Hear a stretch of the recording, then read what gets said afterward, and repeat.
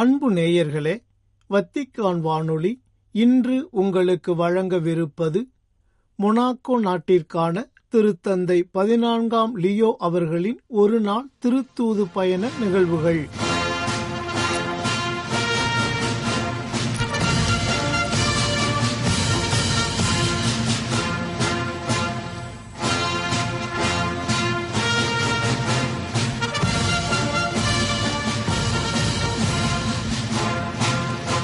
அன்பர்களே, நமது திருத்தந்தை 14ஆம் லியோ அவர்கள் மார்ச் 28 சனிக்கிழமை ஒரு நாள் திருத்தூது பயணமாக மொனாக்கோவிற்கு சென்றுள்ளார். யோவான் செய்தியில் வரும் வழியும் உண்மையும் வாழ்வும் நானே என்ற இறைவார்த்தைகளை இந்த திருத்தூது பயணத்திற்கான விருதுவாக்காக கொண்டு அந்நாட்டிற்கு பயணம் மேற்கொண்டுள்ளார். மார்ச் 28 சனிக்கிழமையன்று காலை ரோமை உள்ளூர் நேரம் 7:20 மணிக்கு, அதாவது இந்திய இலங்கை நேரம் காலை 11:50 மணிக்கு வத்திக்கானிலிருந்து உலங்கு வானூர்தி மூலம் புறப்பட்டுச் சென்ற திருத்தந்தை சரியாக 1 மணி நேரம் 40 நிமிடங்கள் பயணித்து காலை 9 மணிக்கு, அதாவது இந்திய இலங்கை நேரம் நண்பகல் 1 மணி 30 நிமிடங்களுக்கு மொனாக்கோ உலங்கு வானூர்தி தளத்திற்கு வந்தடைந்தார் திருத்தந்தை.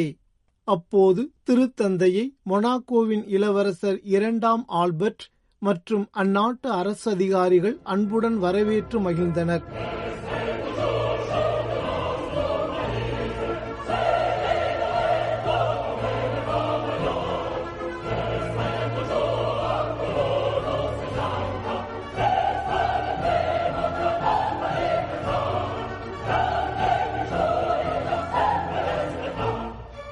அதனைத் தொடர்ந்து இளவரசர் அரண்மனையில் இளவரசர், அரசு அதிகாரிகள் மற்றும் மக்களுக்கு அருளுரை ஒன்றை வழங்கினார் திருத்தந்தை. அவ்வுரையின் சுருக்கத்திற்கு இப்போது செவிமடுப்போம்.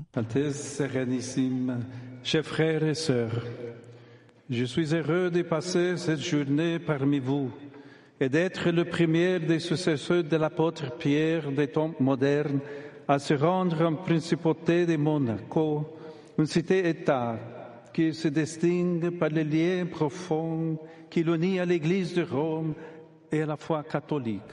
உயர்திரு இளவரசர் அவர்களே மற்றும் சகோதரர் சகோதரிகளே, ரோமை திரு அவை மற்றும் நம்பிக்கையுடன் இணைந்திருக்கும் மொனாக்கோவிற்கு வருகை தருவது ஒரு பேரானந்தம்.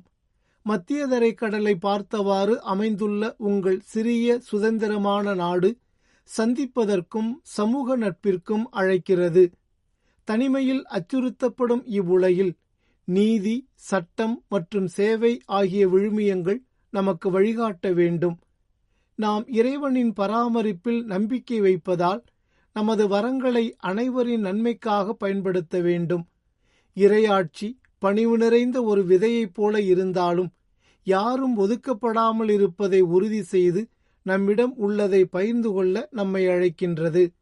மொனாக்கோ அளவில் சிறியதாக இருந்தாலும் ஆன்மீக பாரம்பரியத்தில் வளமையானது. இந்த பாரம்பரியம் உங்களை நீதி மற்றும் பிறரன்பு பணியை நோக்கி ஊக்குவிக்கட்டும் என்று நான் உங்களை கேட்டுக்கொள்கிறேன். திருவிவிலியம் நமக்கு நினைவூட்டுவது போல விசுவாசத்தின் மிகச் சிறிய செயல்கள் கூட பெரும் பலனை தரும். ஒவ்வொரு இரக்கச் செயலும் எவ்வளவு சிறியதாக இருந்தாலும் வாழ்க்கையை மாற்றும் வலிமை கொண்டது என்பதை இது நினைவூட்டுகிறது. நற்செய்தியில் வரும் தாளந்துகளின் ஓமையில் நமது திறமைகளை பிறருக்கு உதவ பயன்படுத்த வேண்டும் என்று நமக்கு கற்பிக்கப்படுகிறது. தனிப்பட்ட ஆதாயத்தில் கவனம் செலுத்துவதற்கு பதிலாக ஏழைகள் மற்றும் நலிவடைந்தோர் உட்பட துயருவோருக்கு நாம் உதவ வேண்டும். வளமையுடன் பொறுப்பும் வருகிறது. கிறிஸ்து விரும்புவது போல பிறருக்கு சேவை செய்வது நமது கடமையாகும். கத்தோலிக்க மதத்தை அரசு மதமாக கொண்ட மொனாக்கோ காட்டும் வலுவான அர்ப்பணிப்பையும் நான் பாராட்டுகிறேன். இந்த அர்ப்பணிப்பு நாட்டை ஒன்றிணைக்க உதவுவதோடு திரு அவையின் சமூக படிப்பினைகளை பின்பற்ற அனைவரையும் ஊக்குவிக்கிறது. மொனாக்கோ மக்கள் சமூக நீதிக்கு ஒரு முன்மாதிரியாகவும் உலகிற்கு நம்பிக்கையின் ஊற்றாகவும் திகழ வேண்டும் என்று நான் கேட்டுக்கொள்கிறேன். உங்கள் நாட்டில் ஏற்படும் முன்னேற்றம் உண்மை, நீதி மற்றும் அமைதி ஆகிய விழுமியங்களை வெளிப்படுத்துவதை உறுதி செய்யும் வகையில் நமது அன்னை புனித கன்னிமரியாவின் பரிந்துரையால் வழிநடத்தப்பட்டு நற்செய்தியின் ஞானத்தை நீங்கள் தொடர்ந்து பயன்படுத்துவீர்களாக. இது தனிப்பட்ட மற்றும் சமூக வளர்ச்சிக்கான நேரமாகவும் உங்கள் ஒவ்வொருவரும் ஒன்றிப்புக்காகவும் பொது நன்மைக்காகவும் உழைக்கும் நேரமாகவும் அமையட்டும். இதன் வழியாக அமைதி, ஒன்றிப்பு மற்றும் ஒருமைப்பாட்டிற்கான எனது அப்போஸ்தலிக்க ஆசீர்வாதத்தை வழங்குகின்றேன். நீங்கள் உலகிற்கு ஒளியாகவும் நம்பிக்கையின் உருமாற்றும் ஆற்றலாகவும் ஒரு வாழும் சான்றாகவும் ஒளிர்ந்திட வேண்டுகின்றேன்.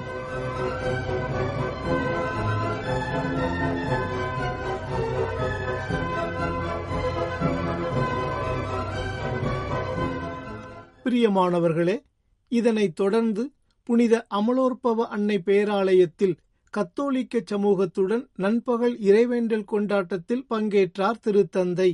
அப்போது மறைவுரை ஒன்றையும் வழங்கினார். இப்போது அம்மறைவுரையின் சுருக்கத்திற்கு செவிமடுப்போம். அன்புள்ள சகோதரர் சகோதரிகளே, இறைவனிடத்தில் நமக்காக பரிந்து பேசுகிற ஒருவர் நமக்கு உண்டு. அவரே நீதி உள்ளவராகிய இயேசு கிறிஸ்து. அவர் நமது பலவீனங்களில் நம்மை நெருங்கி வந்து நமது பாவங்களை சுமந்து நமக்கு மீட்பை வழங்குகிறார். கிறிஸ்துவே நமது விசுவாசத்தின் மைய புள்ளி.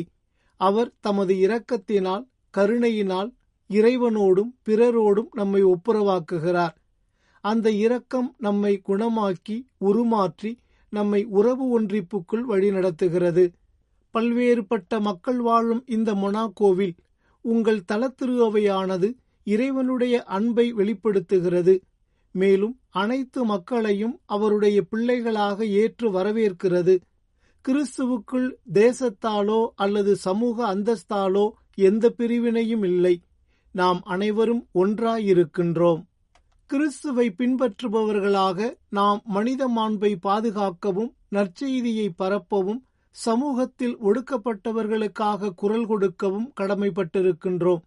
நற்செய்தியை ஆர்வத்துடன் முழங்குங்கள். வாழ்வை பாதுகாத்திடுங்கள்.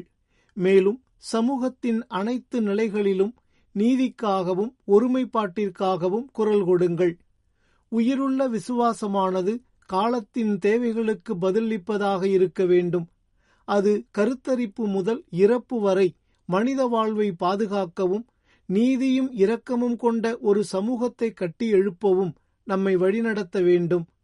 மொனாக்கோவின் பாதுகாவலர் புனித டிவோட்டா உங்களுக்கு ஊக்கமளிக்கட்டும். அமல உற்பவியான அன்னை கன்னிமரியா உங்களை எப்போதும் வழிநடத்தட்டும். அன்பர்களே, இதனைத் தொடர்ந்து திருத்தந்தை 14ஆம் லியோ அவர்கள் கோர்சிகா மற்றும் மொனாக்கோவின் பாதுகாவலர் புனித டிவோட்டா கோவிலிற்கு வெளியே இளைஞர்கள் மற்றும் கிறிஸ்தவ புகுநிலையினருக்கு அருளுரை ஒன்றை வழங்கினார். அதன் சுருக்கத்திற்கு இப்போது செவிமடுப்போம். Frères et sœurs, très chers jeunes, chers amis, bonjour.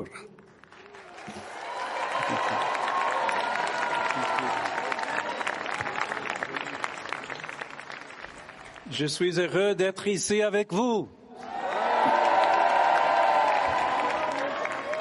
Je vous salue de tout cœur. அன்பான இளைஞர்களே, கிறிஸ்துவுக்காக தன் உயிரை ஈந்த புனித டிவோட்டா மற்றும் தொழில்நுட்பம் நிறைந்த உலகில் விசுவாசத்தின் நவீன சாட்சியாக திகழும் புனித கார்லோ அக்குத்திஸ் ஆகியோரின் முன்மாதிரியான வாழ்வை நாம் பின்பற்றுவோம். விசுவாசம் காலத்தாலோ இடத்தாலோ கட்டுப்பட்டதல்ல என்பதை நமக்கு நினைவூட்டும் ஒளிவிளக்குகளாக இவ்விருவரும் திகழ்கின்றனர். கவனச்சிதறல்களும் தொடர்ச்சியான மாற்றங்களும் நிறைந்த இன்றைய உலகில் நாம் அன்பில், அதாவது இறைவனின் அன்பிலும் நாம் மற்றவர்களுடன் பகிர்ந்து கொள்ளும் அன்பிலும் நம்மை நிலைநிறுத்திக் கொள்ள வேண்டும். உண்மையான நிறைவு என்பது உலகத்தின் நிலையற்றவைகளிலிருந்து வருவதில்லை. மாறாக கடவுளுடனான நமது உறவு, இறைவேண்டல் மற்றும் தேவையிலிருப்பவர்களுக்கு செய்யும் சேவையிலிருந்தே வருகிறது. வாழ்க்கையின் பரபரப்புகளுக்கு மத்தியில் அமைதிக்கும் ஆழமான சிந்தனைக்கும் உரிய தருணங்களை தேடுமாறும் இறைவேண்டல் வழியாக இறைவனை நெருங்குமாறும் நான் உங்களை ஊக்குவிக்கிறேன். திருமுழுக்கிற்கு தயாராகும் உங்களை கிறிஸ்துவின் பாடுகளின் மறைபொருள்களைப் பற்றி ஆழமாக சிந்திக்குமாறு கேட்டுக்கொள்கின்றேன். பிறரன்பு என்பது நமது நம்பிக்கையின் அடித்தளம் என்பதை நினைவில் கொள்ளுங்கள். மேலும் இந்த பிறரன்பின் வழியாக கடவுளுடைய அன்புக்கு சான்றாக இருப்பதற்கான வலிமையை நீங்கள் பெறுவீர்கள். ஒவ்வொரு சவாலிலும், குறிப்பாக துன்புறுவோருக்கும் ஒதுக்கப்பட்டோருக்கும் அன்புக்கும் நம்பிக்கைக்கும் உண்மையான எடுத்துக்காட்டுகளாக திகழுமாறு உங்களை நான் ஊக்குவிக்கிறேன். தூய ஆவியானவர் உங்கள் வழியாக பேசட்டும். ஏனெனில் நம்முடைய சொந்த முயற்சிகளால் அல்ல, கடவுளுடைய அருளினாலேயே நாம் அவருடைய அன்புக்கு சான்று பகர்கின்றோம். கடவுளுக்கும் மற்றவர்களுக்கும் உங்களை முழுமையாக அர்ப்பணியுங்கள். ஏனென்றால் இங்குதான் நீங்கள் உண்மையான மகிழ்ச்சியையும் வாழ்வின் நோக்கத்தையும் காண்பீர்கள். உங்கள் அன்றாட பணிகளிலும் சமூகச் செயல்களிலும் உலகத்துடனான உங்கள் ஈடுபாட்டிலும் நற்செய்தியின்படி வாழுங்கள். நீதிக்காக குரல் எழுப்புங்கள். ஏழைகளை கவனித்துக் கொள்ளுங்கள். துயருறுவோர் அனைவருடனும் ஒருமைப்பாட்டுணர்வை காண்பியுங்கள். நீங்கள் இந்த தலத்திரு அவையின் மற்றும் இந்த நாட்டின் இளமுகம். மொனாக்கோ ஒரு சிறிய நாடு, ஆனால் அது ஒருமைப்பாட்டிற்கான சிறந்த இடமாகவும் நம்பிக்கையின் கலங்கரை விளக்கமாகவும் திகழ முடியும். எல்லாவற்றையும் கடவுளுக்கு அர்ப்பணியுங்கள். கிறிஸ்துவில் நண்பர்களாகவும் இந்த பயணத்தில் ஒருவருக்கொருவர் உண்மை உள்ள தோழர்களாகவும் இருக்க உங்களை அழைக்கும் ஒரு பணியாக எல்லாவற்றையும் வாழுங்கள். நீங்கள் கிறிஸ்துவின் அன்பிற்கு உண்மை உள்ள மகிழ்ச்சியான சாட்சிகளாக திகழ்ந்து நம்பிக்கையை அளித்து ஒரு சிறந்த உலகை கட்டியெழுப்புவீர்களாக.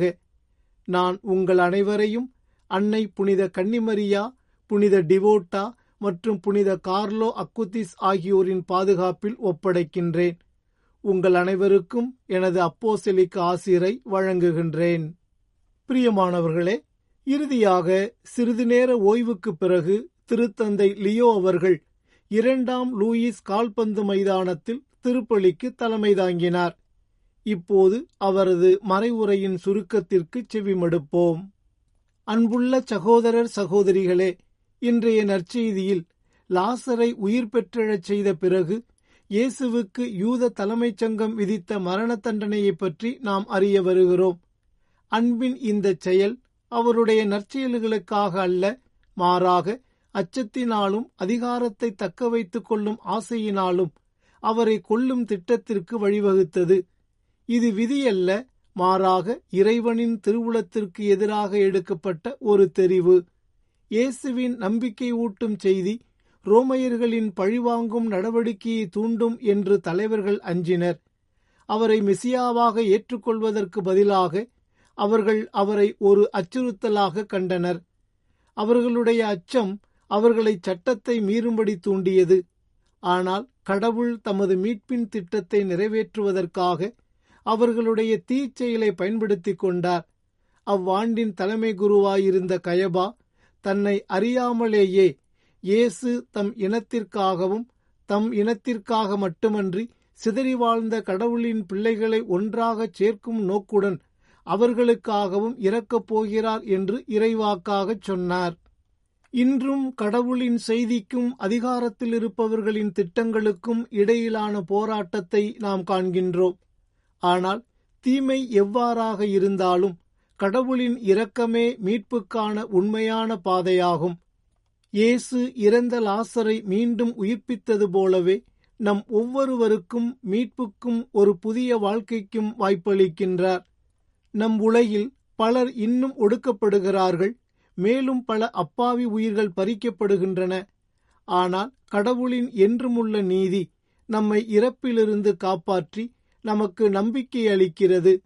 திருத்தந்தை பிரான்சிஸ் தனது மெய்ப்பு பணி கனவு குறித்த இரக்கத்தின் கலாச்சாரத்தில் படிப்பிப்பது போல கடவுளின் இரக்கம் இதயங்களை மாற்றியமைத்து மற்றவர்களுக்கு பணியாற்ற நம்மை அழைக்கிறது.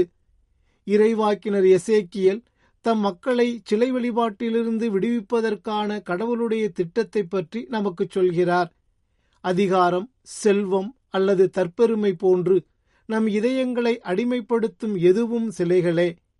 இயேசுவின் அன்பின் முன்மாதிரியை நாம் பின்பற்றும் தாழ்மையின் வழியாகவே உண்மையான விடுதலை வருகிறது. அவருடைய தியாகத்தின் வழியாக கடவுள் நம்மை தூய்மைப்படுத்தி தம்முடைய மக்களாக மாற்றுவதாக வாக்குறுதி அளிக்கின்றார்.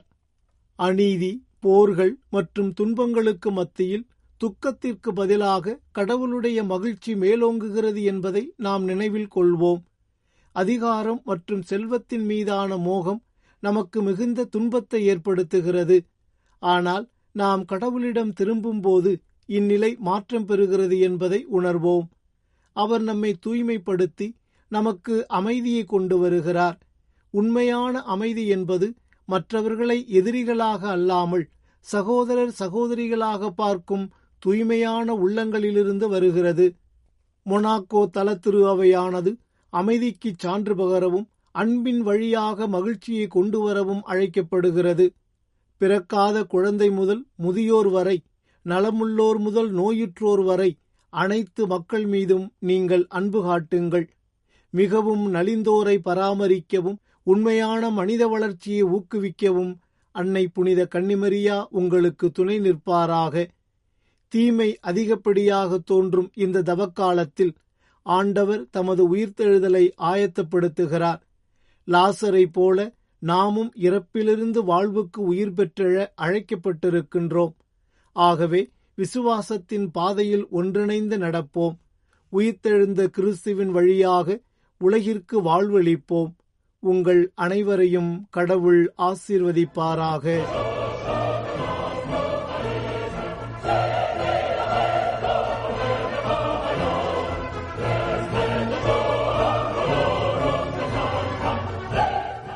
இத்திருப்பலிக்கு பிறகு மொனாக்கோவின் இளவரசர், அரசு அதிகாரிகள் மற்றும் மக்களிடமிருந்து விடைபெற்று கொண்டு மாலை 5:45 மணிக்கு, அதாவது இந்திய இலங்கை நேரம் இரவு 10:15 மணிக்கு ரோமை நகரை நோக்கி புறப்பட்டார் திருத்தந்தை 14ஆம் லியோ. இத்துடன் திருத்தந்தையின் முதல் ஐரோப்பிய பயணம் மற்றும் 2026ஆம் ஆண்டில் முதல் அனைத்துலக திருத்தூது பயணம் நிறைவடைந்தது.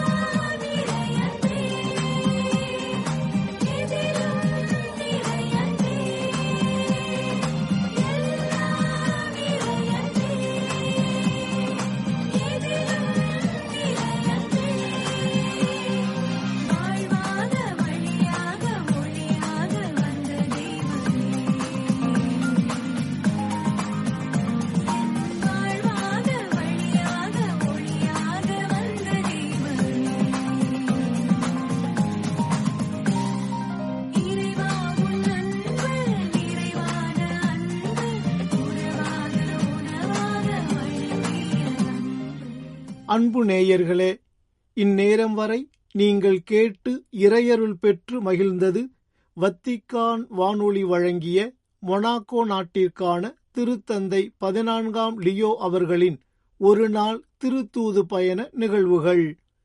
இத்துடன் வத்திக்கான் வானொலியின் இன்றைய நாள் நிகழ்வுகள் நிறைவு பெறுகின்றன. உங்கள் செவிமடுத்தலுக்கு நன்றி. வணக்கம்.